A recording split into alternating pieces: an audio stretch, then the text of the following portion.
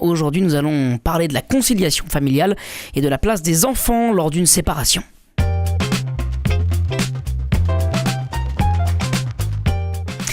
Emmanuel Madelin, bonsoir. Bonsoir Étienne Pépin. Alors, Eh bien, lorsque nous nous engageons auprès d'une personne et que l'amour est l'art infaillible qui cimente le couple, tout semble fluide. Un bel élan, tourné vers l'avenir, et puis les enfants arrivent, comme pour parfaire la structure familiale. nous en avons à peine conscience à ce moment-là, mais beaucoup de choses sont régies par des lois, un arsenal juridique prévu pour accompagner les difficultés lorsqu'elles arrivent. Et puis lorsqu'une séparation s'annonce, bien souvent, les rapports de force commencent. Souvent saisis dans la précipitation, les avocats rentrent alors en scène et la partie de ping-pong juridique se met en place. Mais que sait-on véritablement des enjeux ? Ont-ils été véritablement posés, exprimés et surtout l'intérêt du ou des enfants a-t-il été justement évalué ? Alors, pour accompagner toutes ces questions et sortir des clivages souvent trop affectifs, il existe une méthode pacifique, constructive et pourtant bien trop peu souvent employée.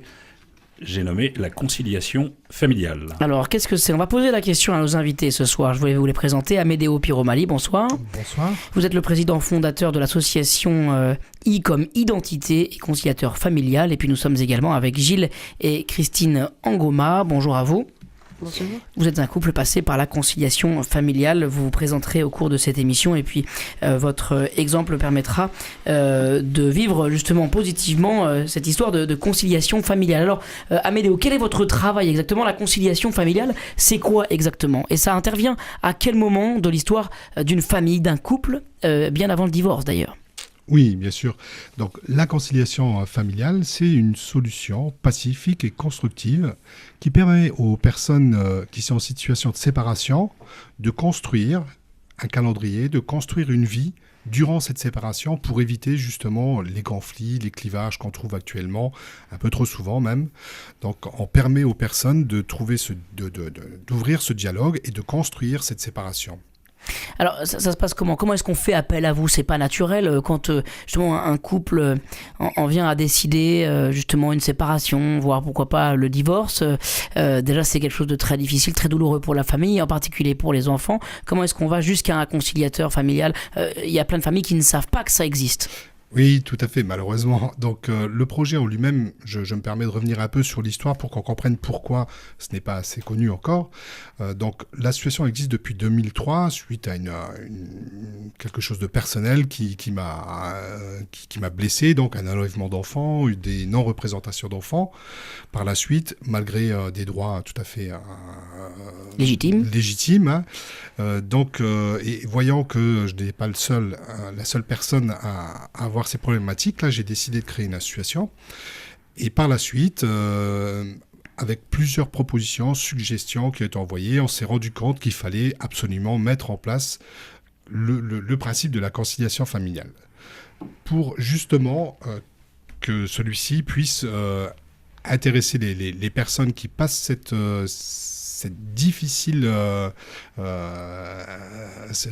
passage, je ne vois pas, et permettre à ces personnes aussi de voir un autre horizon et de leur faire comprendre que finalement ce sont eux, les parents, les responsables finalement, ce sont eux-mêmes qui ont la clé de cette réponse. Une autre solution juridique amène souvent à un conflit. Donc on fait beaucoup de prévention et à ce jour, donc depuis février 2015, la conciliation familiale a été homologuée par un juge des affaires familiales ici à Rennes. Donc pour nous, aujourd'hui on veut se faire connaître. Mon désir de venir, puis je remercie RCF Radio Alpha de nous accueillir donc sur ce plateau, justement pour faire la promotion entre guillemets de ce principe qui est constructif et pacifique.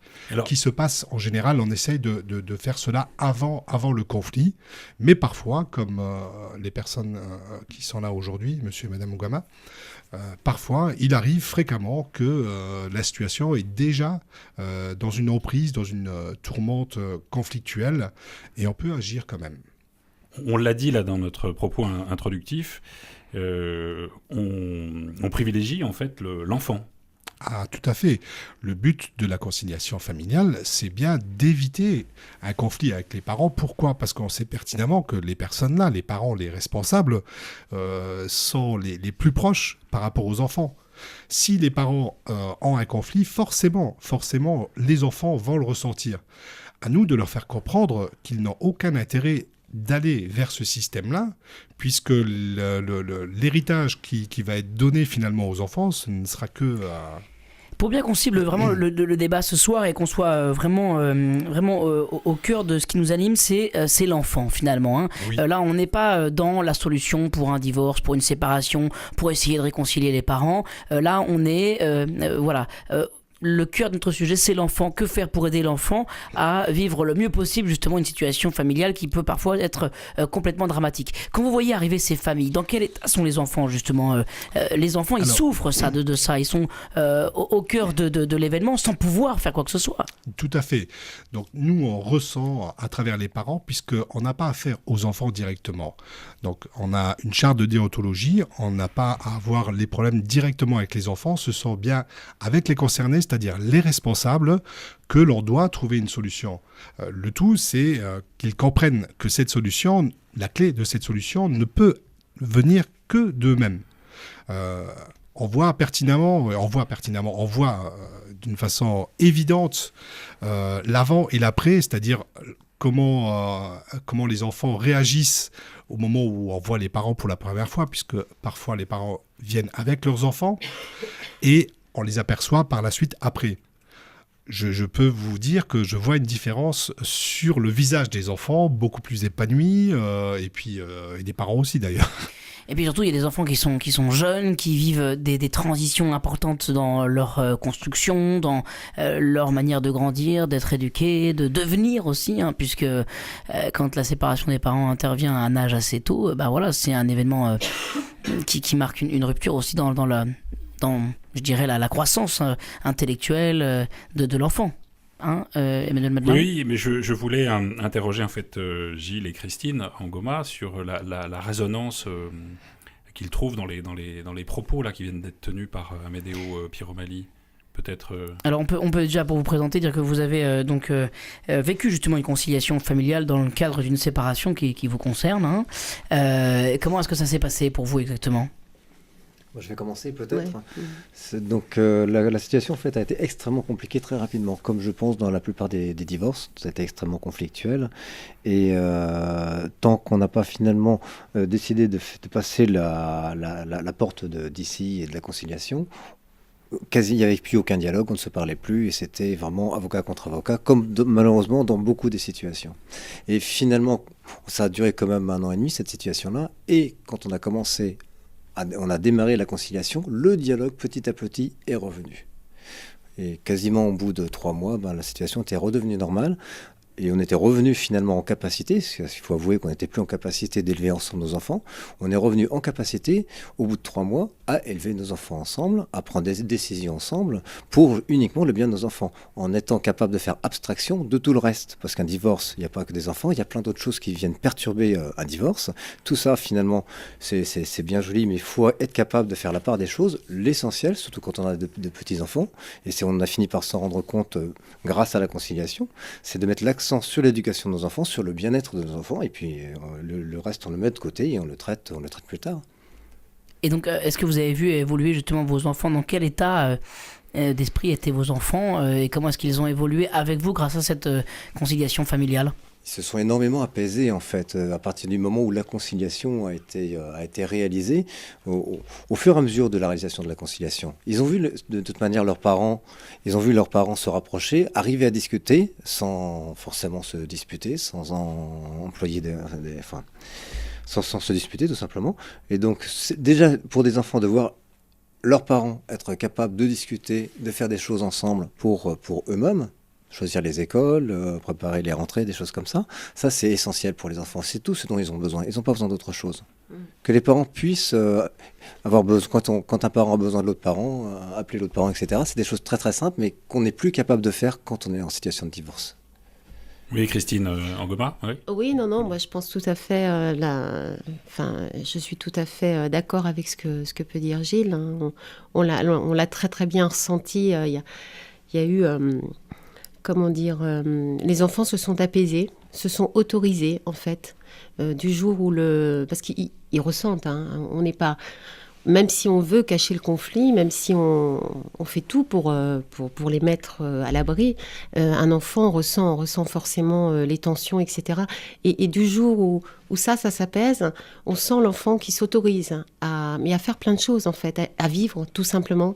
Et ça, c'est super, c'est important, parce qu'on voit, à un moment donné, son petit enfant dans toute cette tourmente, où on a du mal, en fait, à se voir les uns les autres, mais quand même, il est éteint, ce petit enfant. Et d'un seul coup, pouf, ça y est, tout renaît. Enfin, je ne sais pas si je me fais comprendre. Donc vos enfants, ils ont 5 et 7 ans, donc c'est des âges quand même importants.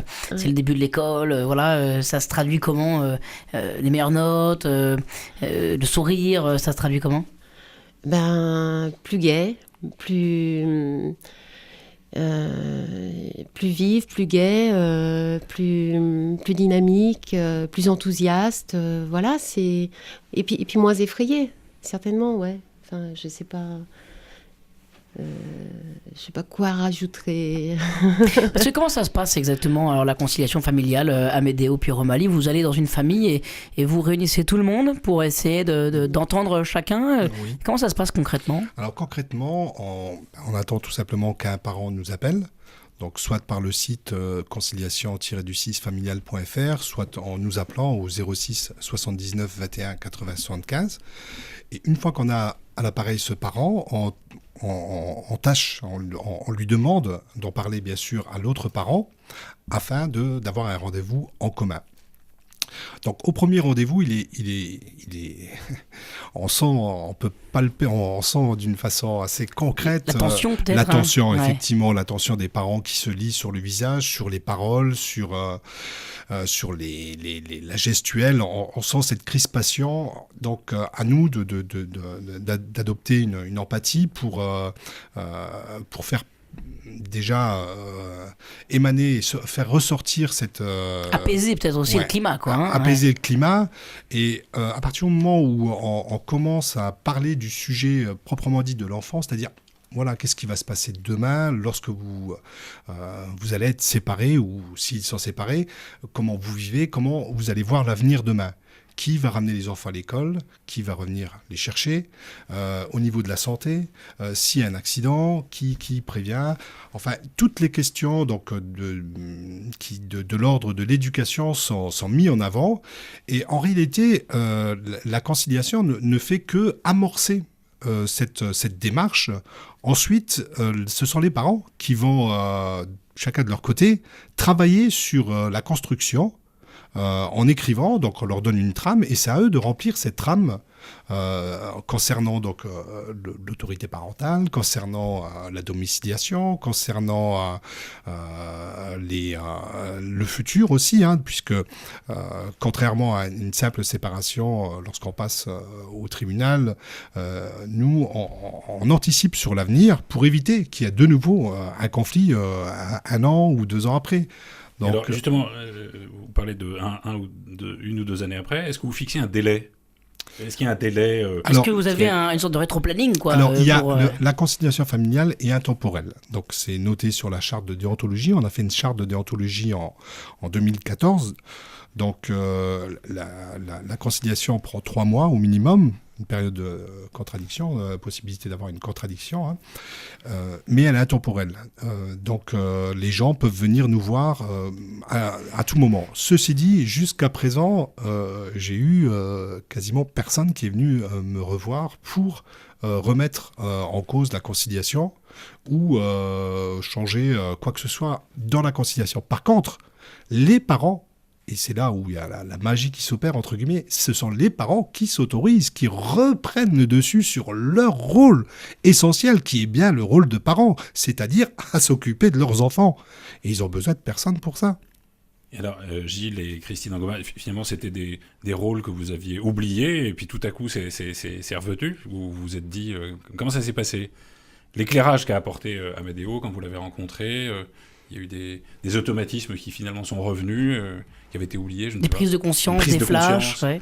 C'est pas oublié, c'est le conflit d'une séparation tellement intense. Et il y a des enjeux qui sont tellement intenses et malheureusement on est souvent très très mal conseillé de part et d'autre, ce qui fait qu'on oublie effectivement simplement d'être parent et de s'occuper de nos enfants tout simplement. Et après on va se battre pour une garde, qui va avoir la garde, qui va avoir le plus de temps que l'autre, qui va avoir ceci, cela.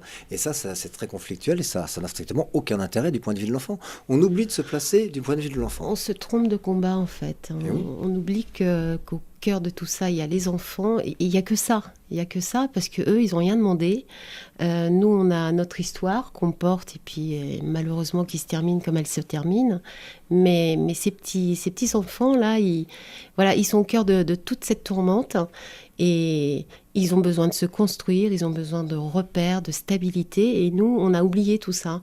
Voilà, ils sont là, ils sont à côté de nous, mais ça nous dépasse. On est complètement... Dans la prise de conscience là, dont on parle justement sur l'importance des parents dans l'éducation, malgré justement cette séparation difficile, est-ce qu'on se rend compte justement de l'importance pour un enfant d'avoir ses deux parents ? Voilà, on est éduqué par deux parents, les enfants ils sont faits par deux parents ensemble, et ben voilà, l'éducation c'est aussi deux parents. Ça c'est quelque chose qui a été une révélation pour vous. Enfin, c'était important pour vous de vous rendre compte qu'il fallait voilà les deux ensemble finalement, même malgré la séparation, Au-delà les deux des clivages, ensemble pour l'éducation. Je pense que c'est plutôt à moi de répondre là. Oui, vas-y. Parce que ça fait partie de l'histoire telle qu'on l'a connue, puisque ça a été quand même très très douloureux pour Gilles, justement, qui n'a pas pu voir nos enfants pendant un certain temps. Parce que j'ai oublié mes enfants dans toute cette histoire. Et jusqu'au moment où j'ai eu l'intervention d'Amedeo Piromali, de l'association, ça a été un révélateur. Il fallait l'intervention d'un tiers, mais pas un tiers juridique, parce que là, finalement, on se perd aussi. Encore une fois, c'est pas possible. Ça entretient le conflit, ça ne fait que nourrir le conflit, je pense. C'est pas ce qu'il faut. Et ça a été vraiment le déclencheur. Là, on revient aux essentiels. Et oui, effectivement, un enfant a besoin de son papa, de sa maman, et voilà, c'est comme ça. C'est...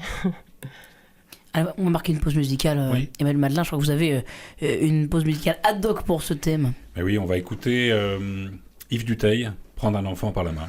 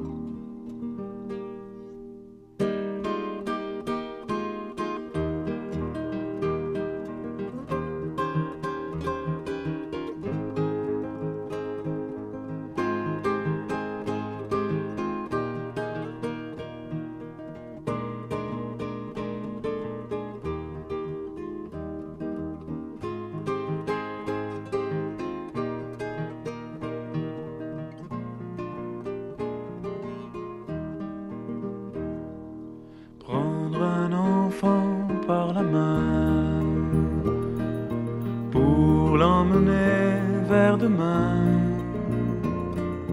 pour lui donner la confiance en son pas.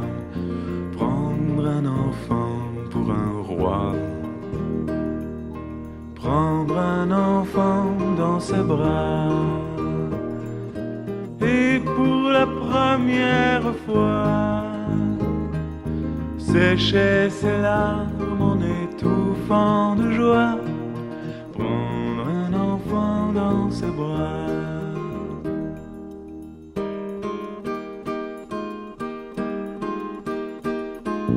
Prendre un enfant par le cœur pour soulager ses malheurs, tout doucement, sans parler, sans pudeur. Prendre prendre un enfant sur son cœur, prendre un enfant dans ses bras, mais pour la première fois, verser des larmes en étouffant sa joie, prendre un enfant contre soi.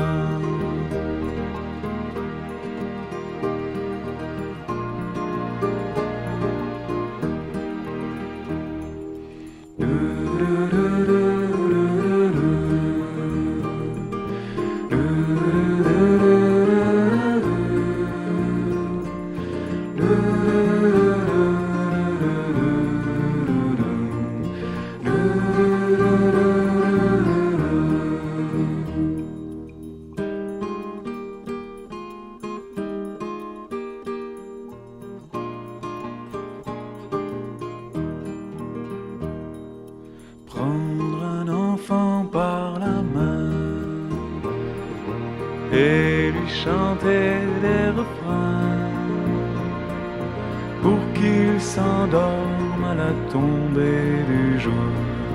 Prendre un enfant par l'amour, prendre un enfant comme il vient et consoler ses chagrins, vivre sa vie des années, puis soudain prendre un enfant par la main, en regardant tout au bout du chemin, prendre un enfant pour le sien.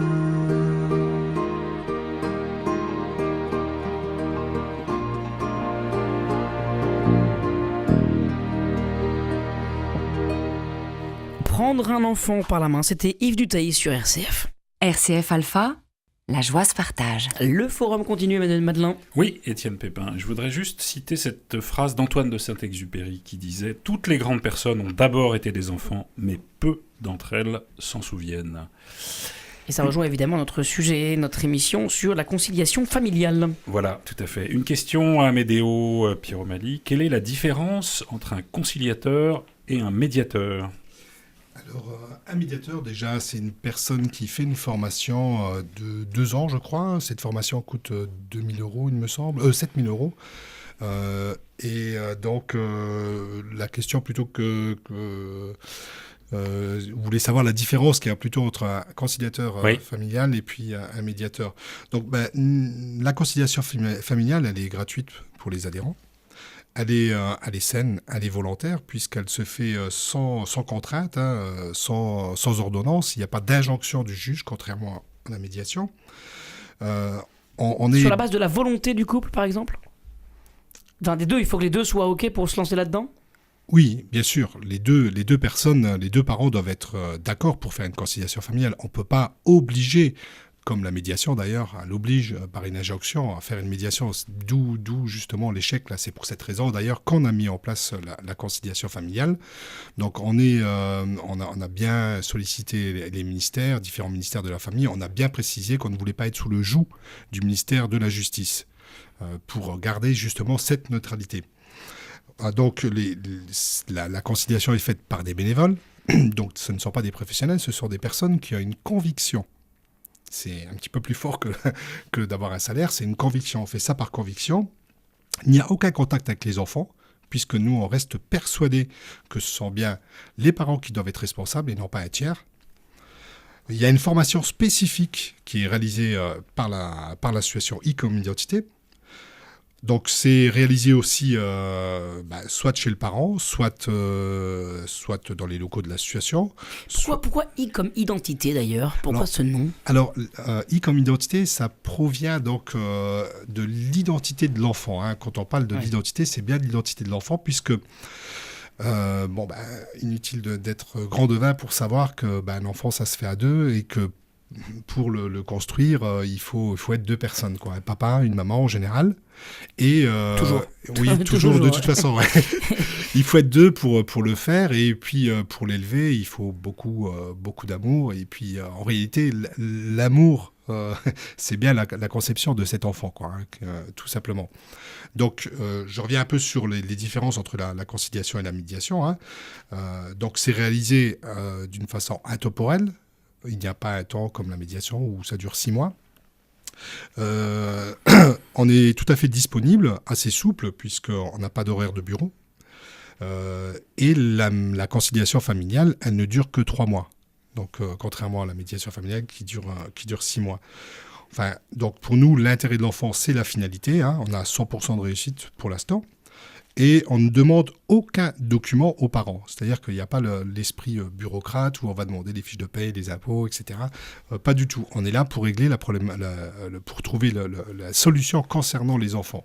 Pour que ça marche, il faut que ce soit facile, direct et quasiment immédiat, quoi. Oui, tout à fait. Et concret, il faut être pragmatique. C'est-à-dire que c'est ce qu'on enseigne d'ailleurs dans la formation, hein, on donne les points suivants, on essaye de faire passer le message, comment entretenir le premier entretien initial, d'établir une ambiance saine, de garantir la neutralité, de développer la coopération parentale, de susciter la motivation justement pour engendrer cette construction pacifique, d'identifier les attentes, d'éviter les non-dits. C'est quelque chose de tout à fait humain. C'est vraiment un projet humain. Est-ce que par la conciliation familiale, on peut sauver une famille, même si voilà, vous avez affaire à des couples qui sont parfois en instance de divorce, qui sont déjà séparés physiquement? Est-ce que c'est possible de sauver finalement les meubles et puis grâce à cette conciliation familiale, en mettant justement l'enfant au cœur, grâce à cet enfant finalement pour qui la conciliation est faite, finalement de sauver la famille? Alors je vais vous donner des cas concrets, hein, que j'ai eu l'occasion de vivre avec la conciliation familiale. Il y a eu un couple, effectivement, qui se sont remis ensemble à un certain moment. Et l'enfant, bon, évidemment, est beaucoup plus épanoui, hein. Ceci dit, ce n'est pas l'objectif de remettre les parents ensemble, hein. L'objectif, c'est bien de trouver un accord pour construire cette séparation et faire en sorte qu'elle ne soit pas conflictuelle, de la rendre positive. Ce qui s'est passé encore concrètement, là, j'ai un papa qui avait l'habitude de raconter l'histoire à son enfant régulièrement, et j'avais proposé à la maman, puisqu'elle avait déménagé entre-temps, de lui permettre de continuer à raconter une histoire, au moins pendant 3-4 jours, le temps que l'enfant puisse s'adapter à cette transformation de domicile. Finalement, le papa est resté 3 semaines, un petit peu plus de 3 semaines, tous les soirs à raconter des histoires. Donc, il racontait bien sûr son histoire et puis il partait aussitôt, hein. Mais ça a permis, en tout cas, à l'enfant de vivre d'une façon moins perturbante cette séparation physique, puisque il n'y a pas de magie. Il faut bien comprendre que l'enfant, en finalité, va subir une séparation et il ne l'acceptera pas. Gilles Ngoma. Je pense que je voulais intervenir parce qu'effectivement, sauver une famille... Pour moi, la famille, il faut la voir du point de vue de l'enfant. Malgré la séparation, la famille continue à exister. Donc oui, la conciliation sauve des familles et sauve toutes les familles pour lesquelles la conciliation réussit. L'idée, c'est pas de reconstituer un couple qui n'existe plus, pour certaines raisons, mais par contre, c'est de préserver la famille côté enfant. L'enfant, il aura toujours un papa, une maman, des grands-parents, etc. Donc ça, c'est super important, et c'est ce que fait la conciliation. On n'est pas quand on parlait tout à l'heure de la médiation, c'est chercher un compromis. Voilà, pour ceci, on va faire ça, pour ceci, on va faire ça, etc. Là, on n'est pas du tout dans ce cadre-là. Le conciliateur, il va pas proposer des compromis. Il va mettre les parents face à leurs responsabilités, il va leur dire, voilà, trouvez la solution. Comment vous allez faire demain pour vos enfants? Et ça, en fait, pour les enfants, c'est essentiel. Oui, non, mais c'est tout à fait ça, hein. Ça résonne aussi auprès de moi parce que voilà, sauver la famille, oui, pour moi, c'est exactement comme le dit Gilles, c'est préserver la famille de nos enfants, quoi, aux yeux de nos enfants, et on sera toujours le papa, la maman, leur famille, et c'est ça qui est essentiel, c'est qu'à partir du moment où le dialogue est restauré, où les enfants sont de nouveau au cœur de nos préoccupations premières, et bien finalement la famille elle continue, elle reprend place et l'enfant... Et elle existe malgré la séparation. Oui, elle existe et elle existera et c'est important de le savoir, ça. Il nous reste 5 minutes, c'est intéressant de s'interroger sur le plan de la loi. Est-ce que la conciliation familiale est reconnue par la loi française aujourd'hui ? Oui, bien sûr, elle est reconnue. Évidemment. Donc, dans le principe de la conciliation, il y a une méthode simple qui est de faire entendre les personnes. Elles peuvent, si elles le souhaitent, donc, en plus de la conciliation, faire donc, une convention par un acte notarié. Ce qui permet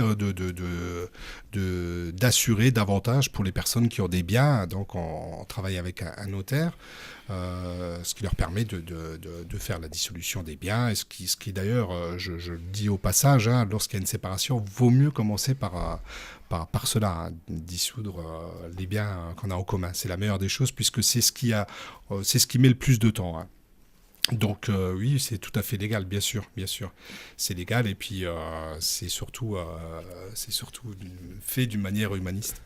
Et libérateur, manifestement. Sans parler des biens, on peut se concentrer, c'est ce qui s'est passé avec nous, c'est qu'on a mis justement de côté l'aspect bien et on est quand même passé devant un huissier et c'est un notaire et la conciliation a fini par être homologuée par le juge et parce que l'essentiel en fait pour nous c'était surtout la vie des enfants, comment on allait organiser la garde des enfants, comment on allait faire la répartition finalement, chose d'ailleurs qu'on a fait évoluer depuis le jugement entre nous parce que ce dialogue est revenu. Et pour vous deux d'ailleurs, quel a été l'élément déclencheur pour aller vers cette conciliation ?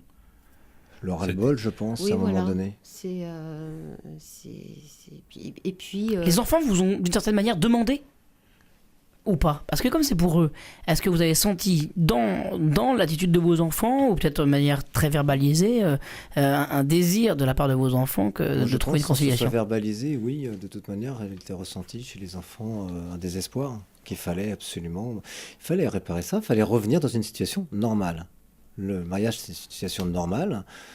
Quand on se sépare, c'est un peu moins normal. Mais pour les enfants, il faut que ce soit transparent. Donc là, l'idée de la conciliation, c'est qu'on est revenu sur une situation normale de la fenêtre des enfants. Donc un souci de clarification. Voilà. En fait. Je pense qu'il est important de populariser la conciliation familiale, que ça devienne un principe tout à fait élémentaire pour les gens qui se séparent, pour éviter les conflits. Donc, en l'occurrence, avec monsieur et madame Ougama, là, on a eu une procédure. En fait, quand la conciliation s'est faite durant une procédure juridique, et elle a été établie dans une situation de non-conciliation. Ils sont passés au tribunal durant une non-conciliation. C'est là qu'elle a été homologuée, la conciliation familiale. Ce qui est quand même bien, ce qui a permis d'épargner les enfants. Et si j'ai un mot à dire, c'est bien, si vous avez une situation conflictuelle où vous avez l'intention de vous séparer, venez nous voir, venez à la conciliation familiale. Donc vous pouvez retrouver le site conciliation-du6familial.fr ou nous appeler au 06 79 21 80 75. Merci à vous. Merci beaucoup à vous, Amedeo Piromali. Merci aussi à vous deux, Gilles et Christine Angoma, d'avoir témoigné sur justement votre parcours avec vos enfants par la conciliation familiale et puis de nous avoir donné aussi une autre définition de la famille. Merci à vous également, Emmanuel Madelin. merci. Merci à toutes et à tous et à très bientôt sur RCF. Bonsoir. À bientôt, au revoir.